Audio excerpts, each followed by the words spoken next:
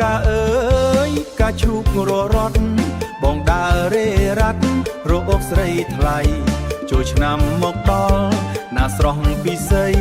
បងចង់បបួលស្រីរំកន់ត្រឹមអើយតែបងប្រុងអើយកុំមកផ្អែមប្អូនមិនទាន់ត្រៀមរំទេបងអើយម៉ែប្អូនលោកខាងណាបងអើយកុំឲ្យរំលេងជាមួយអ្នកផ្លែកមុខកុំភ័យមៀស្ងួនបងអ្នកភូមិចិត្តបងមានចិត្តស្មោះមិនមែនបោកប្រាស់ចង់រាប់អានស្រីឲ្យច្បាស់ណាស់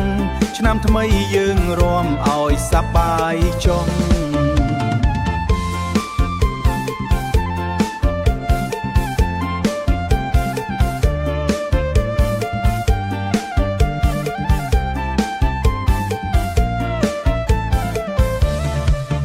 រួមអើ